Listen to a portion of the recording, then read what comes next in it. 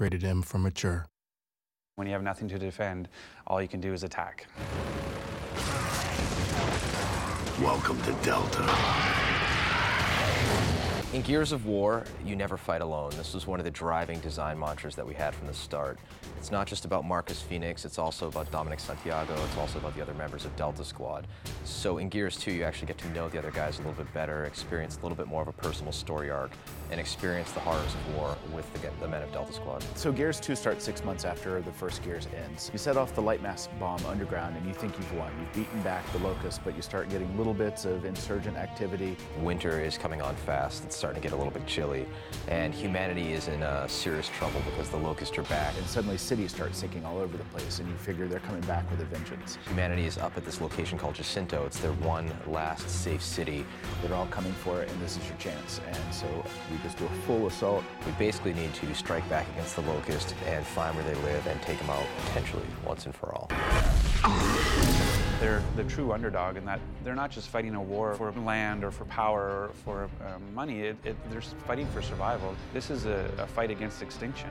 But when it really comes down to it, what the story we're telling is about Delta Squad. When we created the characters in Delta Squad, we kind of wanted to fill each different archetype for personality. Marcus is the kind of Caucasian anti-hero. He's had a few years, a few battles on him. It never ends. Dominic is the half Hispanic best friend who occasionally, cracks a joke. If Cole used to puke on a raven, he must be tagging the walls with chute right now. Baird is the cynical, angry white man mechanic type who really, believes he should be in charge, but his attitude is ultimately limiting him from getting that job. As Dom and I will continue on foot. What? But they're gonna die otherwise. And then Cole is the charismatic African-American athlete who is a tremendously wonderful soldier, always eager to lend a hand and, has become a fan favorite. Come on, man, let's go. Marcus Phoenix is an enigma wrapped in a riddle. I'm not sure if the game made Marcus cool or Marcus made the game cool, but he's just a guy who's stuck in the situation and he wants out of it. And the best way to get him to be able to go back to his regular life, if there even is a regular life anymore, is to beat the Locust back. Hang in there, Rook. We'll be there soon. Let's go find Carmine. Marcus is a good leader because he just knows what he's doing. He gets to the point. It's one of those people who he's a decision maker. He doesn't waffle. He's a guy who chose his family over his duty back in the day when he went out to help his father, Adam Phoenix. Dom looks up to Marcus, right? Baird's not a leader. He gets busted. He constantly gets promoted and gets busted down to private every single time for doing something stupid. And then, Gus love him to death, but he's not exactly the guy you want deciding where to go because it's always going to be into the middle of him, into the middle of him.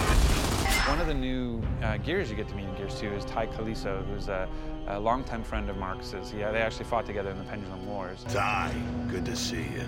We wanted to bring in a new, good, tough soldier, but we didn't want another over-the-top Gus or another taciturn Marcus. And, where do you go?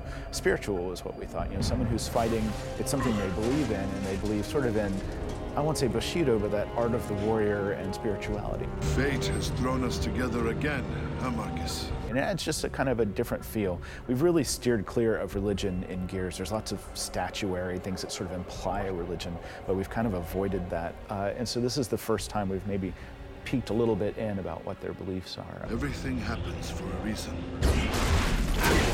Wait a minute. This doesn't mean we gotta fight in your army now, does it? I didn't say that, but you're not staying here. The Stranded to us are people who have chosen to stay and not to get caught up in sort of the cog way. However, after years of that lifestyle, it would probably get pretty exhausting, and there's a certain percentage of Stranded that are okay signing up for the cog. Dizzy's one of those characters that made that trade-off, and he's driving a giant truck for you in Gears 2. Oh, hold them off, boys! Get your asses down there! When you're making a game or a universe like Gears and you have your primary character of Marcus, you have to be very careful with how much personality you put on him because the player is projecting himself onto that guy.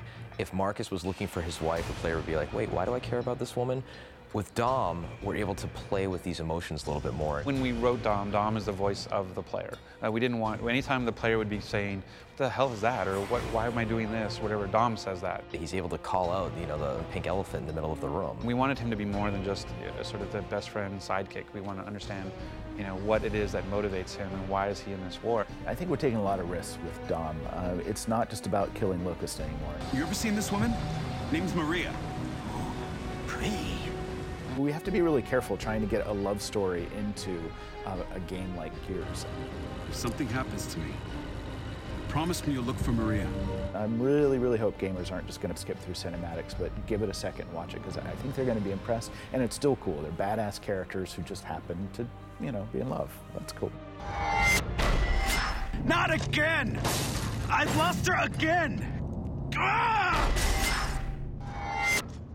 Delta out.